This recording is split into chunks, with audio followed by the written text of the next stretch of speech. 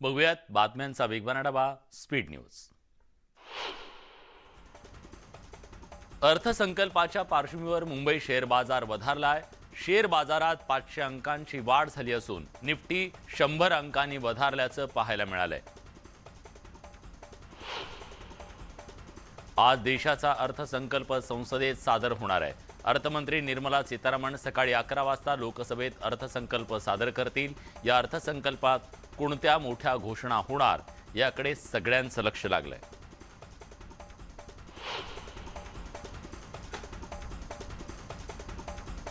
अर्थसंकल्प सादर करण्यापूर्वी केंद्रीय अर्थ राज्यमंत्री भागवत कराड यांनी देवाची पूजा केली।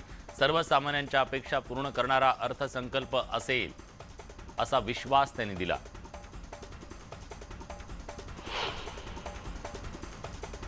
अर्थसंकल्पात केंद्र सरकार आयात करात 5 लाखांपर्यंत सूट देणार का याकडे सर्वसामान्यांचं लक्ष लागलंय।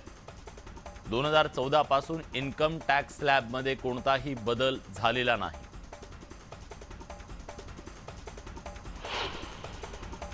केंद्रीय अर्थमंत्री निर्मला सीतारामन यांनी अर्थसंकल्पापूर्वी संसदेत आर्थिक सर्वेक्षण अहवाल सादर केला।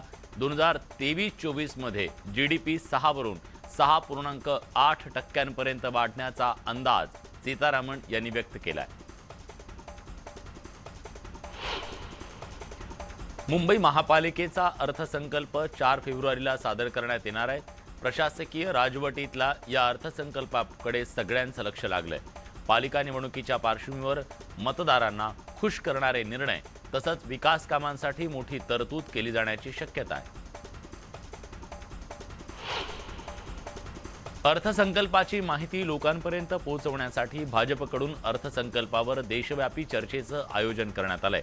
यासाठी भाजपनं 9 सदस्यीय समितीची स्थापना केली असून आजपासून 12 फेब्रुवारीपर्यंत हा उपक्रम राबवण्याचा निर्णय घेण्यात आलाय। मुंबई व उपनगरात सीएनजीच्या दरात 250 रुपयांनी कपात करण्यात आली आहे। त्यामुळे आता सीएनजी 87 रुपये प्रति किलो मिळाला।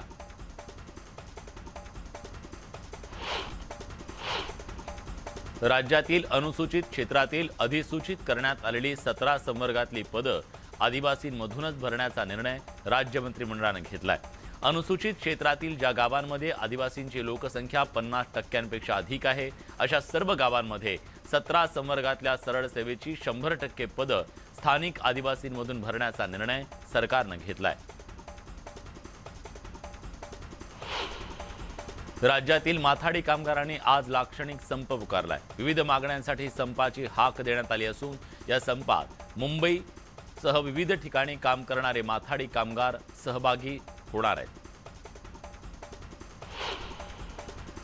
माथाडी कामगारांच्या संपात बाजार समितीतील व्यापारी सहभागी होणार आहेत। या संपामुळे 5ही बाजार समित्या बंद राहणार असून भाज्यांच्या दरात 20 ते 30% वाढ झाली आहे। बाजारात आवक वाढल्यानं सर्वत्र बाजार समित्यांमध्ये कांद्याच्या दरात घसरण झाली आहे। त्यामुळे बाजार समितीत किमान प्रति किलो 8 ते 14 रुपयांची कांद्याची विक्री होतीये।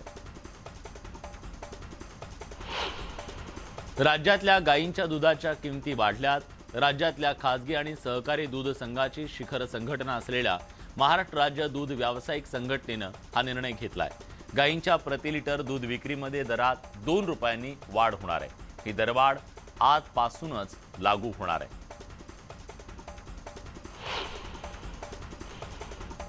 बीडमध्ये कृषी अभियंता असलेल्या तरुण शेतकऱ्यानं चक्क गांजा लागवडीसाठी परवानगी मागितली आहे। या संदर्भात त्यानं जिल्हाधिकाऱ्यांना निवेदन दिलंय। सोयाबीन कापूस या पिकांना योग्य दर मिळत नाही तसंच ऊस गाळपासाठी कारखान्याचं नियोजन नसल्यानं त्यानं थेट गांजा लागवडीसाठीच परवानगी मागितली आहे। औरंगाबादच्या सिल्लोड तालुक्यात वन्य प्राण्यांमुळे गहू, हरभरा, मका, सूर्यफूल पिकांचं मोठं नुकसान होतंय। त्यामुळे वन विभागानं शेतकऱ्यांना मदत द्यावी अशी मागणी केली जाते आहे।